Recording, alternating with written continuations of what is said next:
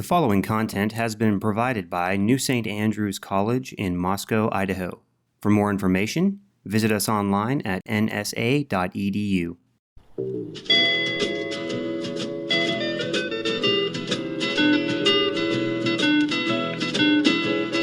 Hear the world calling, but son, don't you listen. They're only trying to drag you back into prison, that's right.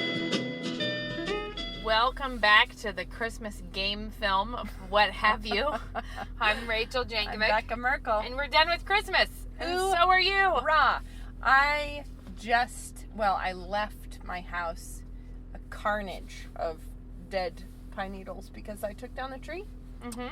And as I left, I had two girls shoveling it into a garbage bag. And then when I get home, all the dead needles, because get it the was daffodils dead. out, It was and when you get double home. dog dead. Our tree was not at all fresh and living anymore. Ours was still alive.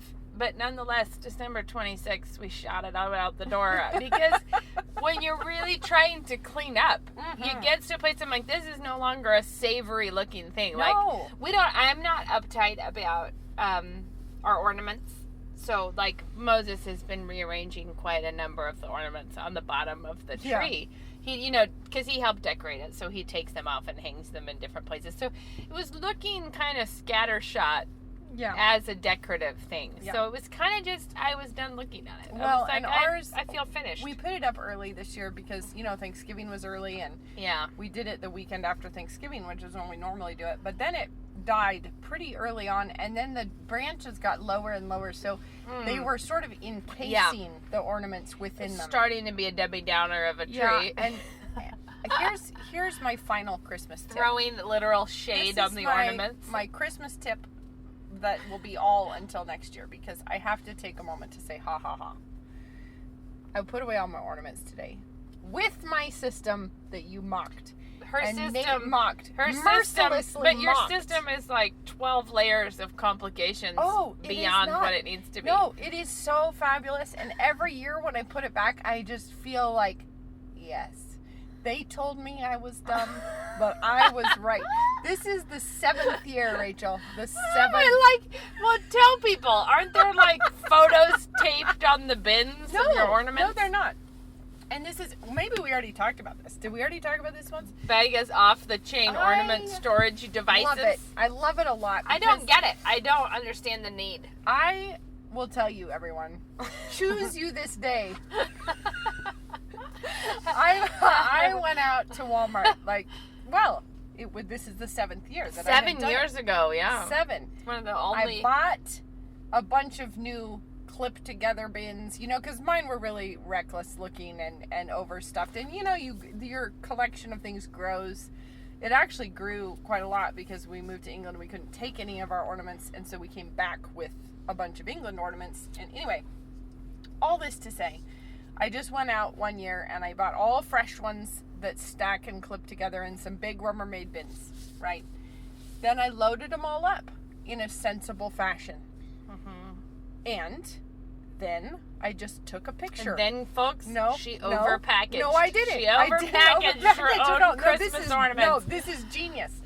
I took a picture of the top of the bin, and then I just dumped it into a little document that I had.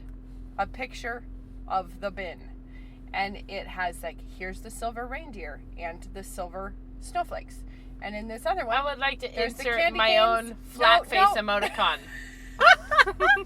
I don't care if it has your little silver reindeer in it. And then I have one that is the heirloom ornaments that I always put on the tree myself because they were my grandmother's and they were from her childhood. And she gave them to us. I don't have any of those. Well, she gave them to us the first year we were married. Yeah, you and that's anyway, different. So they've always been on the tree and they're really old. And so I have, and it's some of the ones we bought for our first Christmas together. I have those in one bin and I'm the one that hangs those. But Super precious. But then, she's being snotty, guys.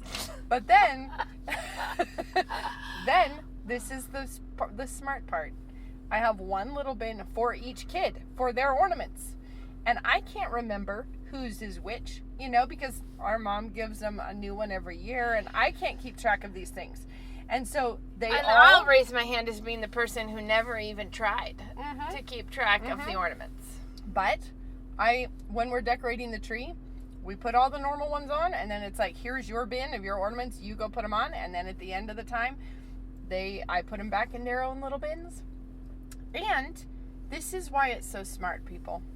Because if I want to know where are the Christmas tablecloths, I don't have to pop the lid off of every single bin and have a rummage to see what's in the bottom of it, because it might be... Because you could just reference your document. Which is what I do, and Which I love it. See, I love it. That is the weirdest thrill to me. It's not a thrill. It is... Whoops. Oh. We've just been avalanched from the All top the snow of the... fell yeah. off. Anyway, here's the thing. I didn't tape photos on the outside of the bins. All I did was put a number on the outside of each bin. A sticker with a number on it. Is there a notebook? No. Where's the printed out sheets of pictures? Well, those are lost, but thankfully I have them in my computer. But they were laminated, weren't they? No, were they weren't. Not? They were in plastic sleeve protectors, okay. So that they could be down in the basement where all the plaster falls on them and, everything. I don't know where they are right now. But I popped open my computer. I looked it up. I packed it away. Just as organized as that first year. And, it makes me so happy. So happy, And I'll guys. tell you my system. I have Christmas bins that have clear sides.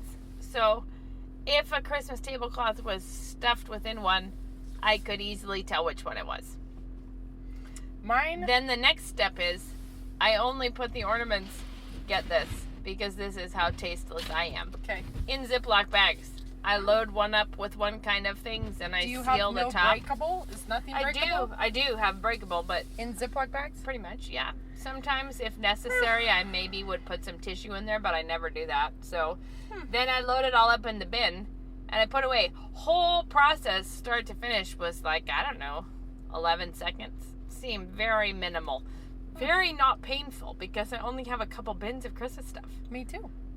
Yeah, It's so great. I don't need any laminated manuals to my way around the bins. I've never yet been lost inside the Christmas bins. Oh, yes, because you're like, where's the exterior lights? I don't know. Is it in that big green one or in the red? Because you don't always put up your exterior lights right at the same time. No, but I do have a bad habit of usually throwing away the lights. Well, see, I told you guys, choose you this day. If the lights are not working, we dog them. We're like, we're done here. Too. I do so too. I feel like that usually happens. I took them down and they were working, and I put them back in the bin. I put them, in fact, in the bin that I know is interior lights. As much as this is a captivating discussion, I do think that we could probably move on. I always mean to go buy the lights right now, like when they're 70% off at Michael's, which they are right now. Are they? That would be smart. Yep, I always have that intention. But anyway, now that I've packed all that away, I don't want to talk about it or think about it until next year after Thanksgiving. When you can have another little bout of self-righteousness. I will have a little bout of self-congratulation. We look forward to Becca's bout of self-righteousness every year. Well, if they hadn't mocked me so hard, then I wouldn't make a deal of it. But they did. Yep. They mocked and they scoffed. Oh, I still can't get on board with this idea. But I know that we have listeners out there who love themselves a good Excel spreadsheet. I hate Excel spreadsheets. Yeah, but this is not an Excel spreadsheet. No, but they're probably thinking if only they could give their garage coordinates and make a a document that told them that G8 is where you can find. You're giving people a great idea. It's a big win for me every year. So many of you, I saw so many people making Booshed and Wells. I just love it. That it was like a Booshed and Well resurgence. Hold on. Did everyone visit Instagram to see Rachel's boosh? Because the boosh that booshed too hard. It booshed so hard. You should go find it on Instagram. It's excellent. It was like, how long was it? 6 feet. It was not 6 feet. It was probably 5 5 foot long. We bought a 1x10 board to put it on because we have no platters. Last year I put it on in like 2 different serving basket trays, and I just made 2. But I remembered that we had 2, and it was all the way gone. Like it was, everybody ate some, but it was not quite as much as we should have had. So this year I made 3, which was great because the third one I just used pieces of the third one to make the little branches and stumps sticking off of it. And it wasn't a full 3 length. It was like 2.5 plus the stumps. Right. And then all the mushrooms but that actually is a really good recipe because it is not. It's good and chocolatey and tasty, but it's not. But it was light. And it doesn't lovely. come off like a. You don't feel like really you good. just ate a tub of Dunkin' But anyway, Hines. everyone should go find that picture because it was an astonishing amount of food. Yeah, so we drove to Mom's with it suspended on the dash of our car, like guarding the mushrooms. Luke and I each had a hand on it, holding the big board of Bouche de Noël nonsense. But it did exactly what I said. Good. Bizarre Christmas showmanship that our kids already. This is only our 2nd year of doing this, and our kids are locked in that this is what happens. Great. Like this It was is great. the scene, and I was just hating it that I had not thought to buy clear edible like food glitter to put on the powdered sugar so it would look more like snow. So next year that's on the list. Edible food glitter. Yeah, next year. And this year I also was quite pleased with the success of the scalloped potatoes, which for some reason, that's a basic thing that has eluded me. Did you use the Ina Garten one? No, I didn't use a recipe. What did you use? My own wit. No, I did.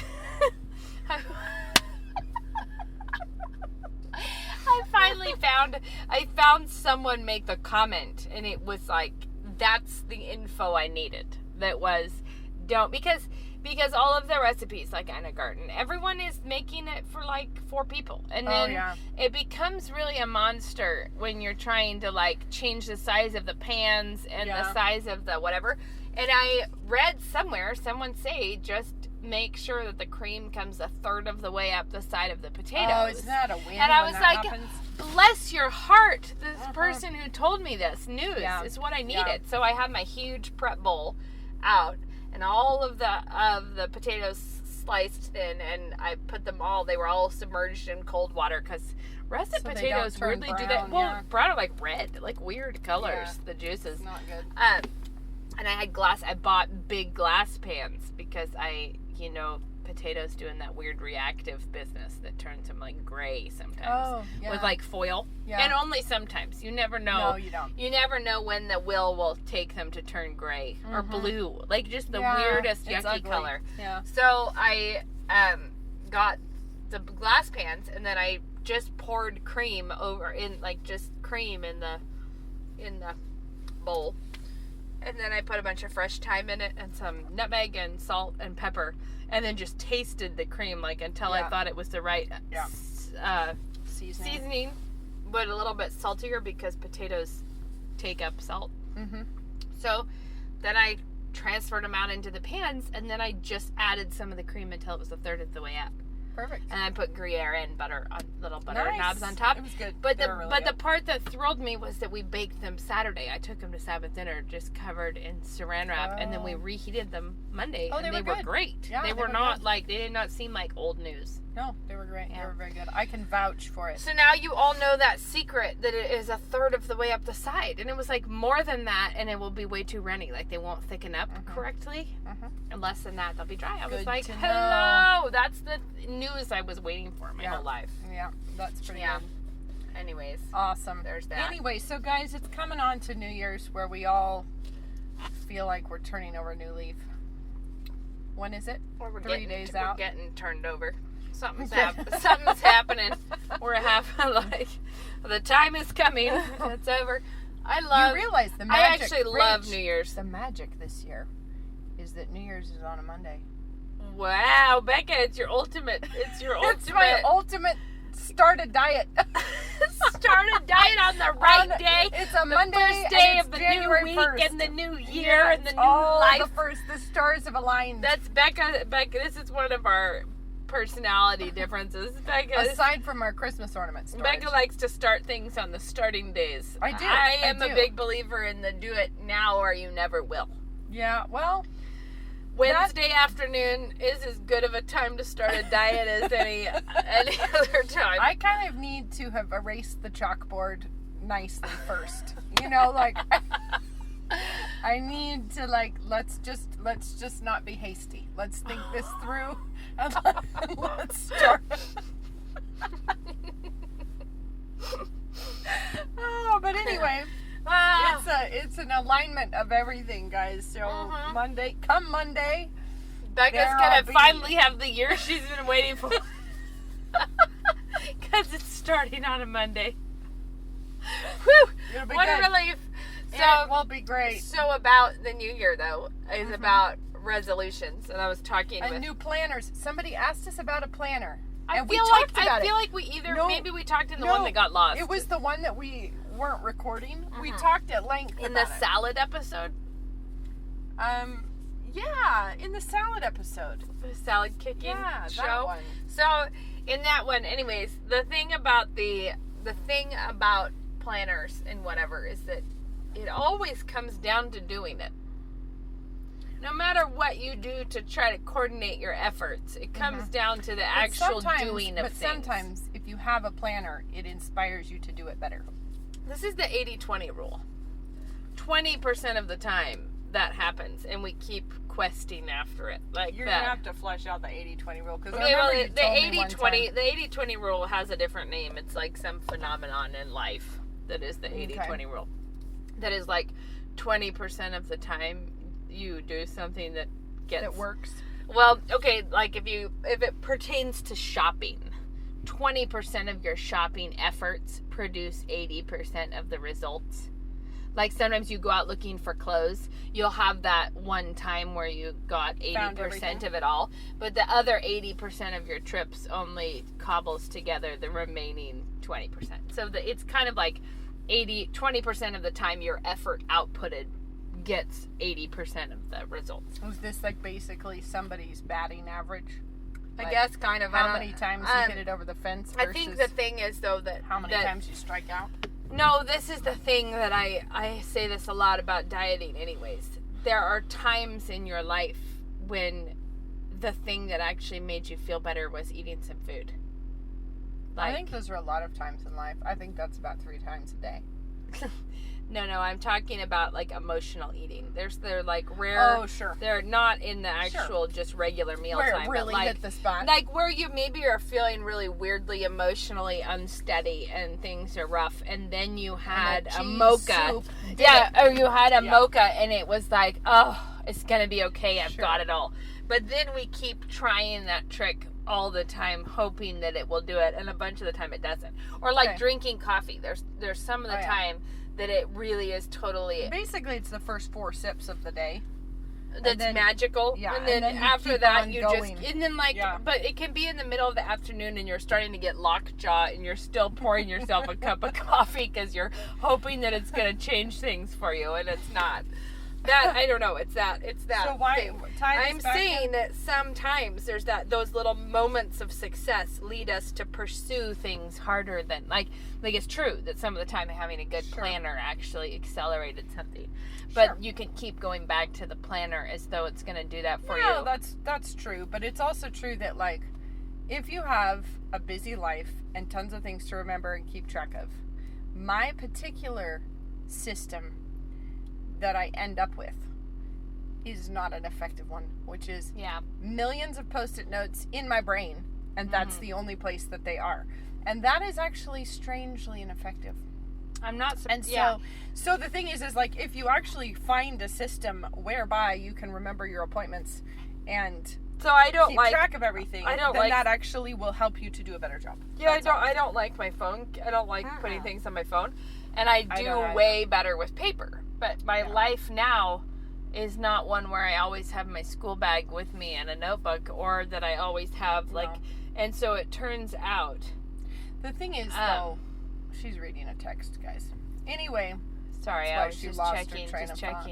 No, I was saying that is hard. Like now, I am not sitting at a desk or whatever all the time, and so I actually realized that for my personality, my brain, the way I like it best is paper planning. Yeah. So what I realized makes a big difference is if I just focus on sitting down every day with my notebook to look at it, that actually does way more for me being effectively planned than anything else does. Because you can put together a Supremo planner and then never get it out again. Right, or like I make a full menu plan for the week and then I don't even know where it goes. I just go shopping with it and then it's gone for good. But see, I like. But I remember it because I did it on paper, so it doesn't. But if I plan the menu for the week and I get the stuff for that, then I very rarely do each thing on the day I thought I would. Never. Most of the time, like, you just hardly ever. You just know you have those meals, and so you pull them out when you feel like it. And so, but I just think that I actually tend to make other things with the same ingredients. In my ever hopeful quest, I always feel like I would like a good planner, and I have not found one that I want. Yeah. That's the problem. Because they're either way just too buy yourself finicky. A bin, take a picture of it. Would you all like to hear me graciously answer a snotty comment? Too bad they missed that chance. If only you could have. It would have been a great example to everyone. No, see, here's the thing. Oh my goodness. People, here's what am I about to do your storybook Bible comment? I might. Oh, Becca's gotta be rude. I'm gonna be rude, guys. Here's what I don't understand. I don't understand the kind of lifestyle that can turn your planner into basically a daily scrapbooking operation. Like, because I feel like if you have so much time in your day that you can cut out little cutesy things and paste them on and color code and add stickers and little stuff. It might come down to how fast you are with stickers. No, but like if you have that much time, what if you have your stickers stored conveniently in a bin and you just have to reference your little document? No, I just you know right where the soccer ball sticker is. Why? So why do you need a planner? Because you clearly have a lot of free time in your day. Maybe you planner for fun. Well, that's what a lot of people do, because you see, like, maybe if you ever look at these planners, I'm like, Becca, that would be such a good challenge for us to just be like, this week we're gonna try to actually scrapbook a planner and see how that goes. I like to see what would happen there. It's clearly more of a hobby than it is an actual tool. And I don't know. It might be because the reason that I'm going to be so much less judgy than you. You are so judgy today. The thing about you are judgy pants today. The thing about that is that what helps me when I'm writing things down and thinking about things is actually having my brain in the space. So I don't want to be using multicolored gel pens. I don't want to be getting out stickers, but I could see if someone said that they could get their brain into the space that way and it was more helpful. I'm not talking about, I get it if it's like, no, I'm throwing a paper clip here and I'm putting a bookmark flag right there and I'm going to underline this other thing. I'm talking about, have you ever looked at these groups online? Because I haven't. But I bet you $1 million that most people would feel that way about you fabricating your own tear-off pads of grocery lists. Which you do. I do. And it would be like, how can you not have anything else to do that you had to go buy?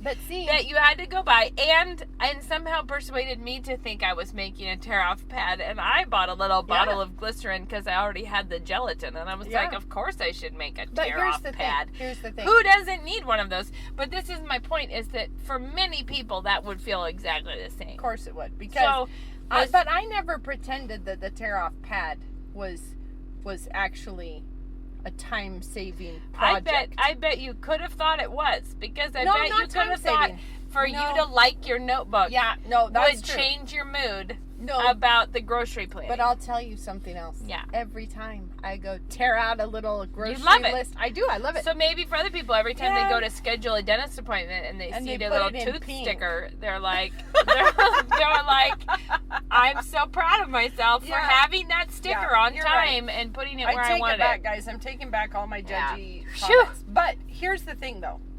That's not my life. I need a planner that helps. Let's go back to criticizing our own lives. My life right now is a reckless junk drawer of doom when it comes to how I remember what I'm supposed to be doing. Yeah. And I have this sort of, there's this gold pot at the end of the rainbow hope that I'm going to come up with a good planner system. Yeah. So I'm going to tell you my thoughts on the new year. I was talking with a friend, ran out to lunch with a friend the other day, which was like, that's just so bizarrely vacationing. We never do that kind of thing. It's very fun. We were just talking about goals and, like, what are the plans? Right. And one of the things that came up was, so we're both doing the Bible reading challenge, and I got woefully behind over Christmas, like weirdly behind. Weird because I keep thinking I would it was just weird. I was behind, but I'm all caught up now, so it's good. Good.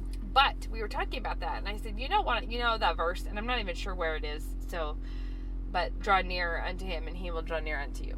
Okay. Right?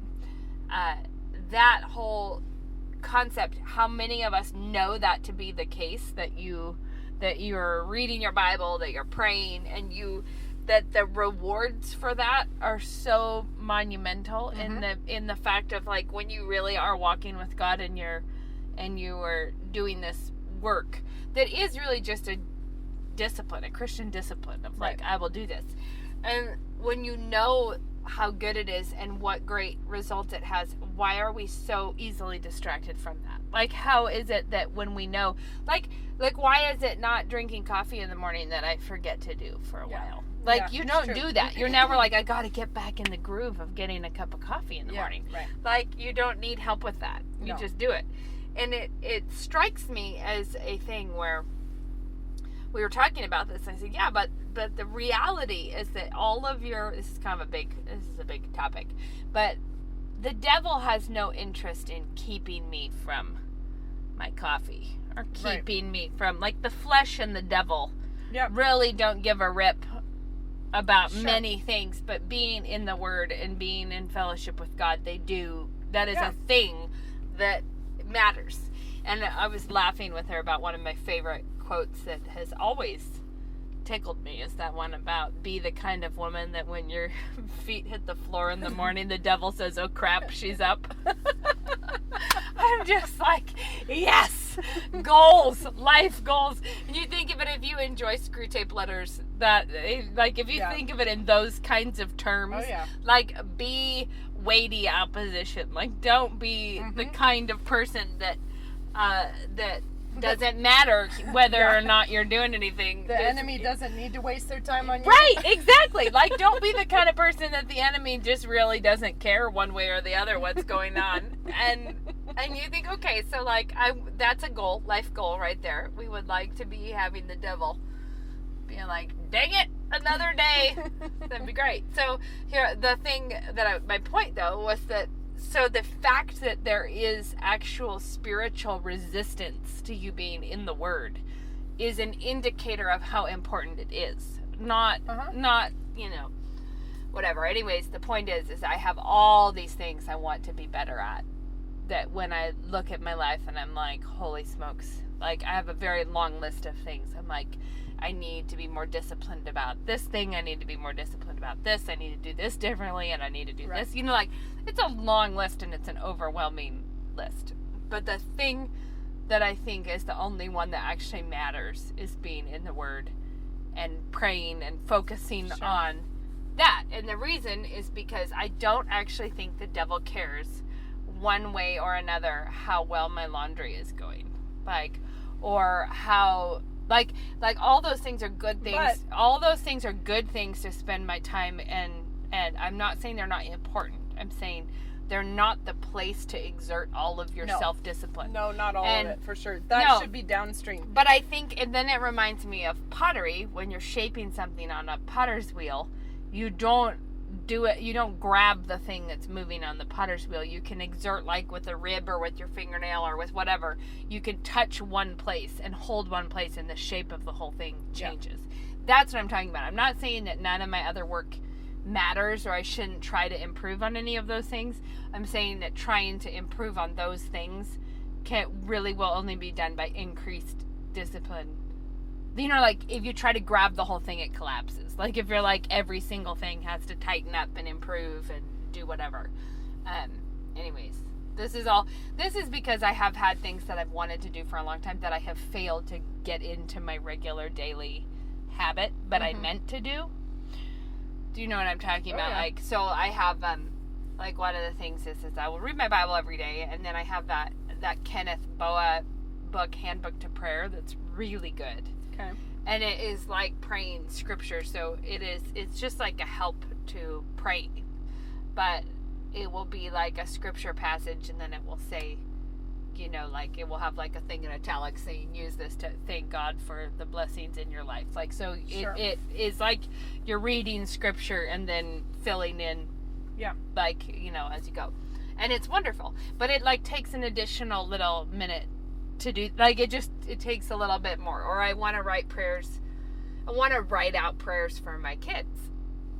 And I have a thing where I have the notebooks with a rubber band on them. So I was like, if I have one for each kid, if I do one a day and then move them to the back of the pile, so you really are like once a week writing a prayer out. I'm just not taking this opportunity. I'm just letting it go Yeah, past. don't take I'm, it. I'm Well, just letting I'm it go telling past you the there. thing I've not done. But this is the thing is I've not done it, but I know it would be spiritually profitable. Yeah, It right. would be good. I know it would bless my children. I know it is the thing I should be like.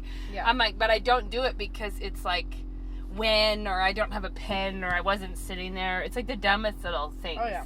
So, I feel like a lot of the time just having a place, like a little bit of a, like liturgy is the wrong word, but kind of a liturgy. routine. Like, this is Yeah. where I sit, and I actually like to go sit there. You know what I mean? Like, Yeah. this is an enjoyable place for me to go sit down and Right. whatever. Like, having those, well, this ties back to the planner. I think it's like when you have a thing that makes it something you look forward to, Yes. rather than this kind of scattered, oh, I was going to try and get But that done. also it's a catch-22 because doing it is what makes you look forward to it, right? Oh, yeah. So it's one of those things that half of it is just doing it so that you can figure out, because I was talking about this, I have a chair, which is where I sit but there's a lot of other traffic. We have what we call the art desk over there. So Yeah. kids are always getting into stuff over there. So there's a lot of other things happening Right. there. And I was like, maybe a basket or something that just has my Bible and Just pens has your and stuff, like this is yeah. just my stuff. So I'm trying that, but I'm not holding out all hope that will make it all come together for me. But I also like if it's just the challenge of thinking, okay, I'm going to do this and I'm going to see, and I can change the method if it's not working. If I'm doing it, I'll know what's not working. Yeah. What's Yeah, difficult. exactly. You know, like, oh, I can never find my pen. I need to chain it to the basket so that the kids can't take it away and replace it. Right. Yeah, anyways, all of this, I just think I was just coming back to I have a whole lot of goals and a lot of things that need to be done and a lot of places that require just like what seems like, you know how tempting it is to be like, it's a new year, so this year I'm going to need That's awkward. That's Because- just my phone. phone. It's like this year I'm going to be way more awesome. I'm going to wake up early and require less sleep. I'm going to have more energy and Yeah. be better. I'm going to be a different person. I'm going to be a totally other person. I'm going to have different skill sets. because after all, this Come year starts on a Monday. Monday. Yeah.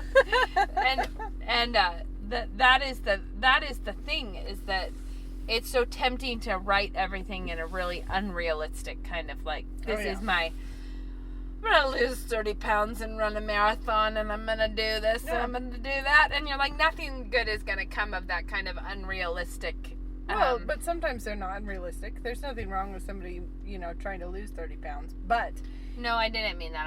I'm talking about the attitude of writing down like almost mythic proportions Yes. of New Year's Yes. plans is kind Exactly. of like, really, have you not been working hard? Because that's a see, thing that I face sometimes.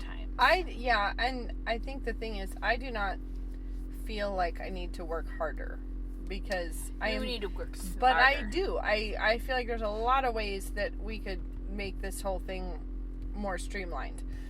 Because, yeah, there's just... Well, I started working on that. I've worked on that from time to time about routines, like where I was like, okay, I need to evaluate my routines because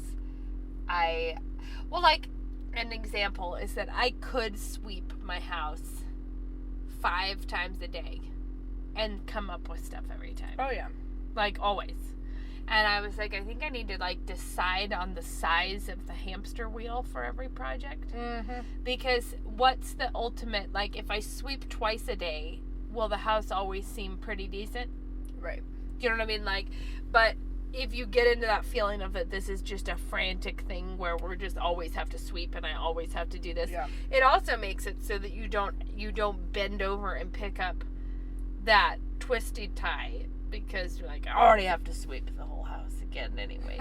You know what I mean? Like, so you don't, I don't know. These are the things that I try to work on. It's like, how can I change my routines because I know I am working hard. Like, I know that, and I know I can't just throw out a goal of being like... No, you can't throw out a goal. Well, my goal plan is to be a new and better person tomorrow. Right. Like, well, good luck with that one. Yeah, it's probably not super realistic. But there is something I think nice about a new year where it is a sort of, we don't do resolutions because I think, I mean, not resolutions you don't where have you're a planner to put them in. No, I just mean like where you're vowing something for the year, because what is the verse about? It's better to not vow than to vow and not pay. Or It's I like- thought you were gonna say, "Let not him who puts on his armor boast boast like him who takes it off." It's better Which to is be like like, our one- "Oh, it's the end of this year." No, but I These mean, are the things we actually accomplished that we meant to do. I don't this year. mind saying we're gonna try Oh, I think it's healthy for this and that. I think it's a healthy that's great. thing to But I evaluate. don't think the sort of vowing things is wise. Right. You know, because like who binding are yourself who with are oaths. you promising this to? Yeah, because it's like, don't be the kind of person that is always doing that and then breaking your word. You know, Right, like it's yeah. just better to. So I guess I think of resolutions as a little bit more of a like, here I stand, I can do no other kind of thing, and that's not what I'm wanting to do. You think of that as But- being a resolution? No, like here I am tomorrow. I'm going to run 3 miles, and I am going Yeah. to get all the. You know, like I don't I should tell my running story. Speaking of that, sorry. Yeah. Go ahead. Finish your. feel free. No, you finish your thing about you don't think of resolutions. As I being just out. mean like I think there's something really nice about a new year and a fresh start, and like I'm gonna try some new it's stuff. healthy to evaluate It's your really goals nice. and what's the point. And it's really nice right after Christmas because it's such a crescendo at the end of the year. And it's just nice to like come down from that, and it's like, okay, we've got a big stretch of road ahead with just not really anything This is on the the boring calendar, part. and we're just This is gonna the try boring and part. establish some new routines. Yeah. But I don't like make giant promises and No, vows. yeah. I think it's healthy to think about, okay, what do I want to be this year? What is my Yeah. goal this year? That kind of thing I think is good. But I actually think that that's a Christian practice all the time. Yeah. It's not like once a year. It's something that you should be evaluating all the time. Like, what should I be doing differently? How should I be Right. preparing better for this? What should I, like, that's a thing. Mm-hmm. That's an ongoing. Yeah. So go ahead with your running story. Oh, okay. So this morning, my husband and I decided to go on a run. And it's snowy out here, so I don't have a lot of depth of running wardrobe, but most of my things that I would wear running are like 3/4 length pants. You know what I Yeah. mean? Like shorter leggings. Well, it's snowy. You don't want to run through the snow in that. So I rustle out the world's most obnoxious pair of leggings that really are designated as only desperado pajamas at my house. They are not things that I wear out on the town. And wool socks. So they're red, white, and blue leggings.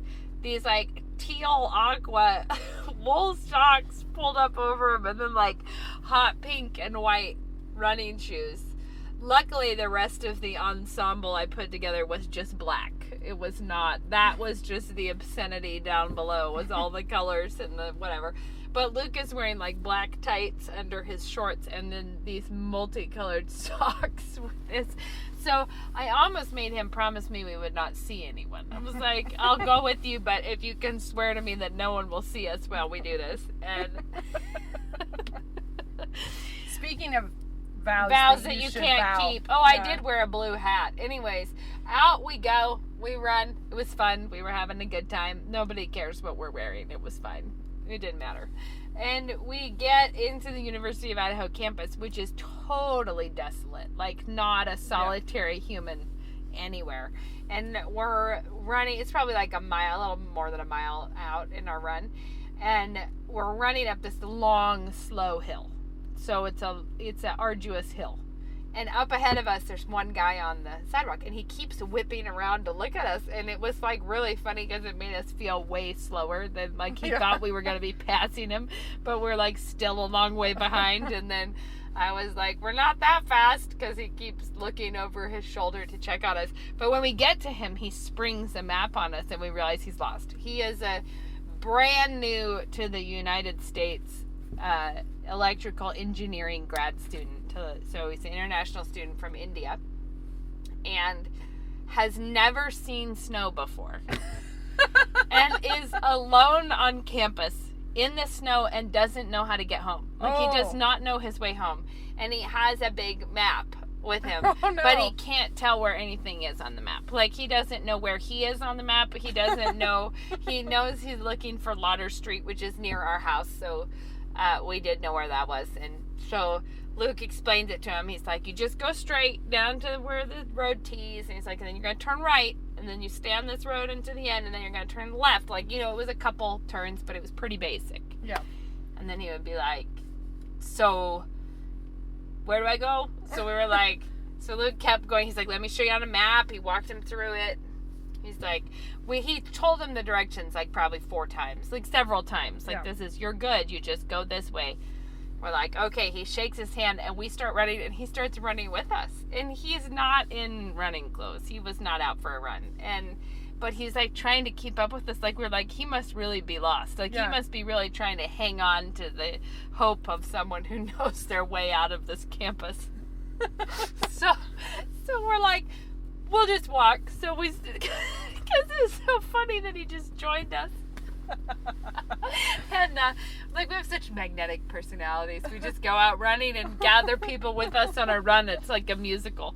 So he anyways, we walk with him, but he, oh my word, it was just a hoot, because we asked him about the snow. He's like, he's the first time ever seen it in his life. And Luke's like, well, have you eaten any? And his eyes just like huge.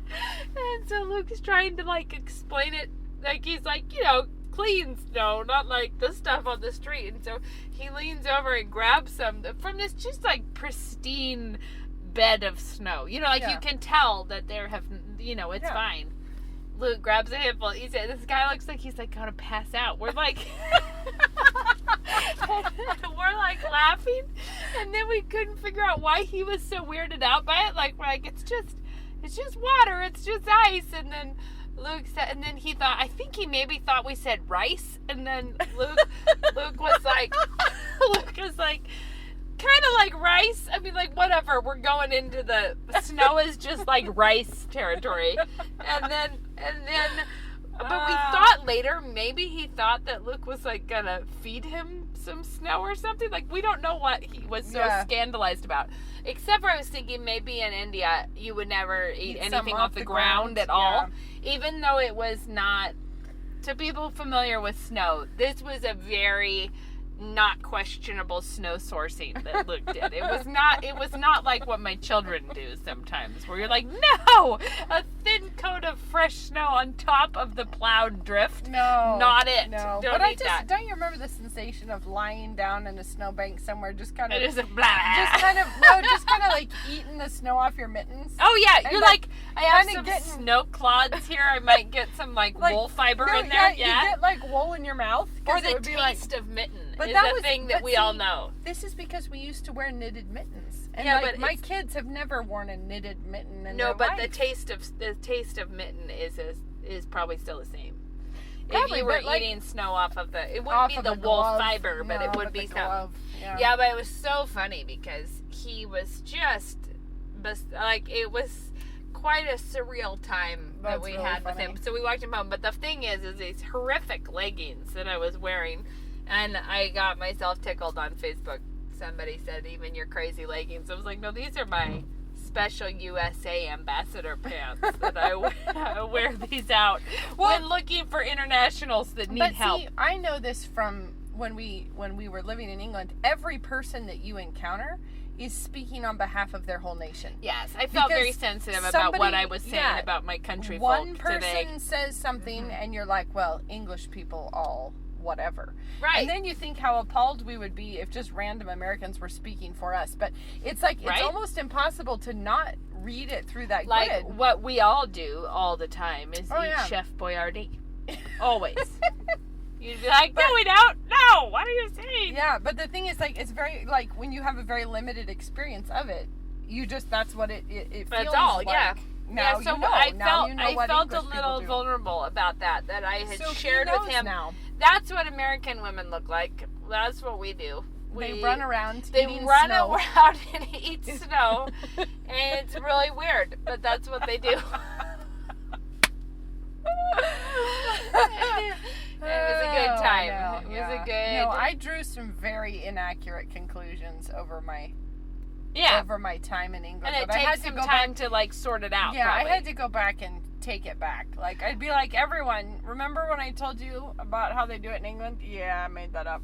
They don't. It turns out that did not come from a reliable source. Yeah. That is funny. Anyway, well, the really good one was this one moment where we had a joint fusion of these events, because I was in an English grocery store, and it was like in the first few weeks I'd been there, and it was this tiny little grocery store. So in Oxford, it was like this little mini mart, but I didn't know about the big supermarkets that were sort of outside of town. So I thought this was their grocery store. And I'm like, This is are the you whole kidding thing. me? Like, they sell individually packaged chicken breasts. Is this where What the is 1 happening? pound bags of flour came from?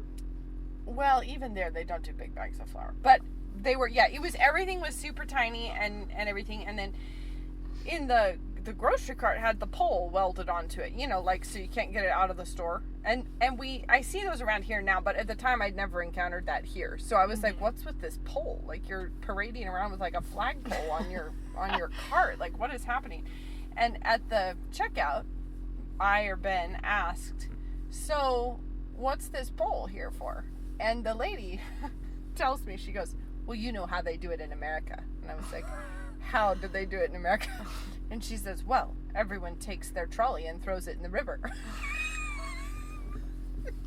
And I was like, It just adds an extra step. what do they do now? it And adds- she was like, so we put the pole on it so that you can't take your trolley and throw it in the river. And you're like, yes, it adds this cumbersome step to my shopping every time.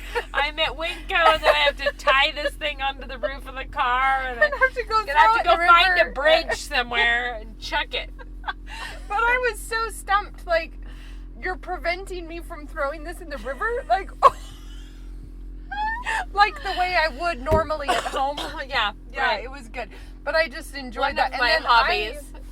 I then believed that all trolleys in England had these poles welded on so that you wouldn't throw it in the river. And she believed that everyone in America throws it in the river. So it But did you ever tell her that was not well, so? and then the other thing we did, and people who live in England, I'm sure will get this, but you have to put a little pound in sometimes to get the trolley out of the. Well, then you own it, and you have to throw it in the river. Yeah, exactly, because you bought it for paid a pound. for it. You slide your little pound in, and it like unlocks it, so you can take the trolley.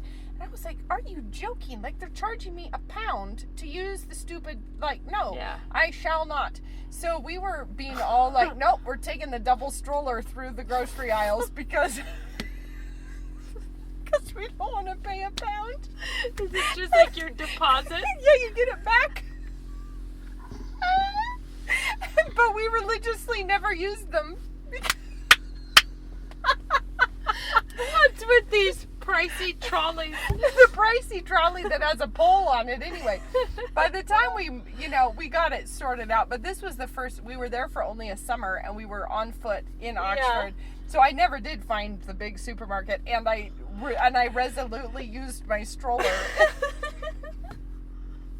When we moved over there for good, that's when I figured it out. I found out, they actually have grocery stores. Well, that's a lot more reasonable. Like of you. everybody, remember how I said there's no grocery stores in England? Yeah, I made that up. I found one. I That's found good. it, and it's a normal size.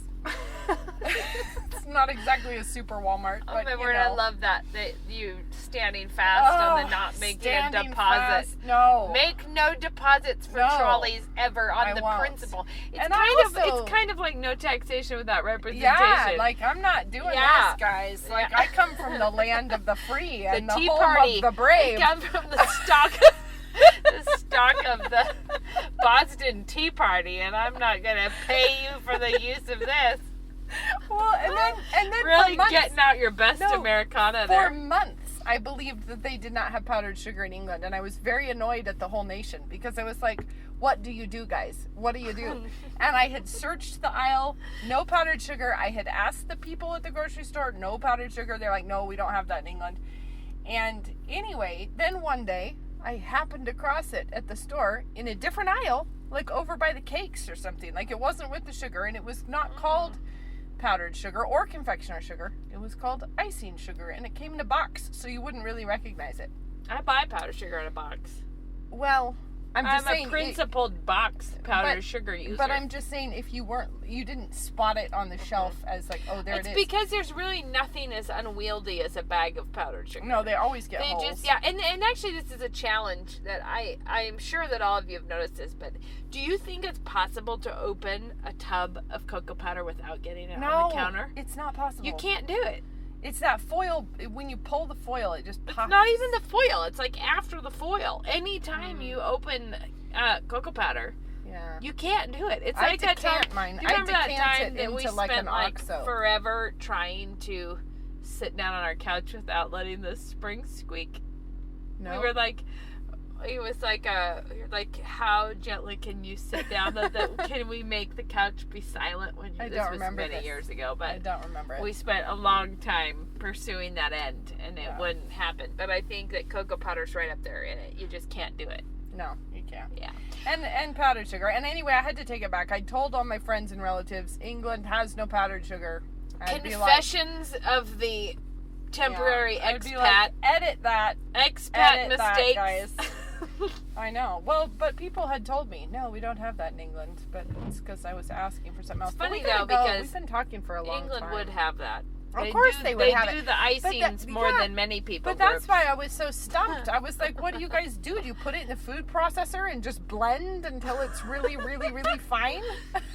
That's so good.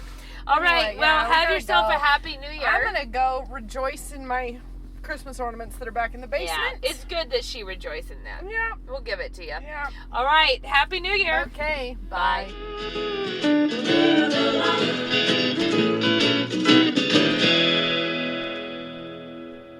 New St. Andrews College thanks you for listening.